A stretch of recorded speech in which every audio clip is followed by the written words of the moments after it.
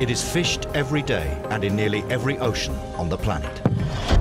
An immense volume is captured and processed to keep up with the insatiable appetite of global demand.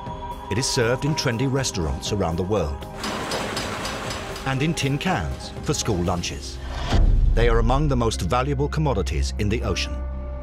It's tuna, yellowfin, big eye, albacore and skipjack.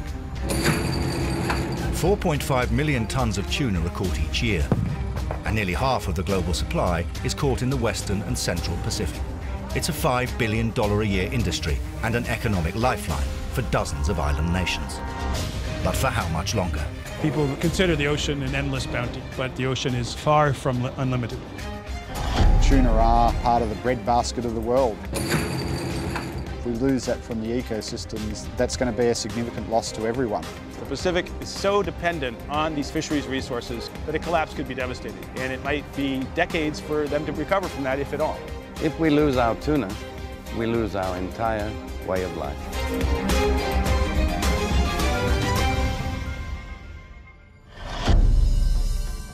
The fisheries of the Western and Central Pacific cover 40 million square kilometres.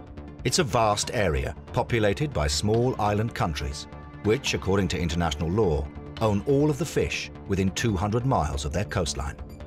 But most countries can't afford Navy ships or airplanes to patrol their waters, leaving their prized fishing grounds a target for ocean thieves.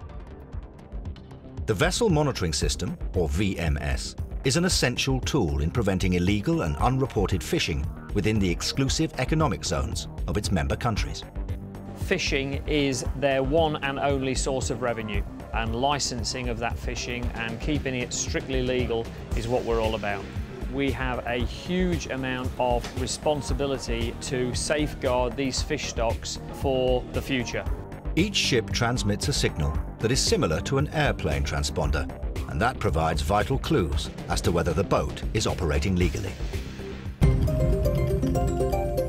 Detecting an illegal fishing boat on a computer is one thing. Catching them in the act in the middle of the ocean requires air power. Australia and New Zealand have both sent their P-3 Orion aircraft in support of the effort to crack down on illegal fishing. The aircraft carries a crew of 13 and can stay in the air 8 hours, allowing it to cover a tremendous area. More importantly, it has military-grade surveillance systems that can spot illegal activities long before a fishing vessel can spot them. We do two things.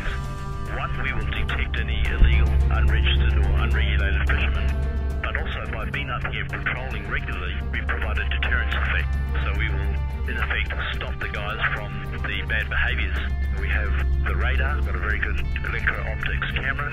With a very big place, you need good surveillance assets to detect that kind of behaviour. No one stands to lose more if the tuna are gone than the people of the island countries.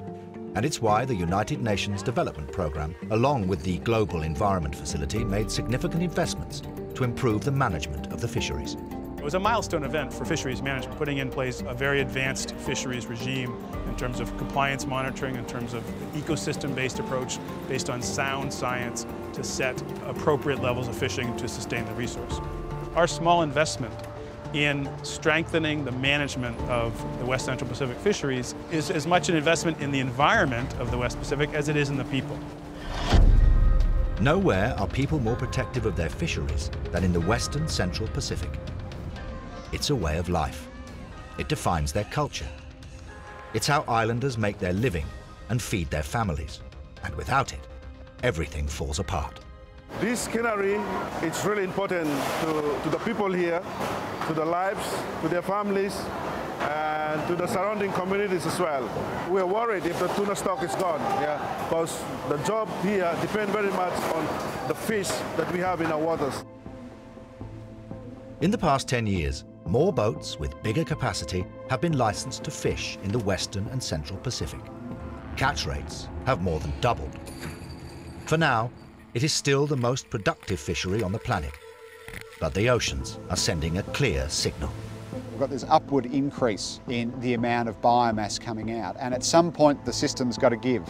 But where that is always the unknown, and that always is going to keep you up at night knowing that we haven't overstepped our responsibilities. We'll know we got it right when we can say that the island nations are fishing sustainably, they're enforcing the laws they've committed to, they have put in place the monitoring compliance mechanisms and tools that they need to sustain the fishery going forward, enjoying the jobs, the incomes, the livelihood creation. That would be a true model of sustainability, not only environmental sustainability, but social and economic sustainability for the people. The oceans are talking to us. If we listen to them, they will continue to provide for generations to come.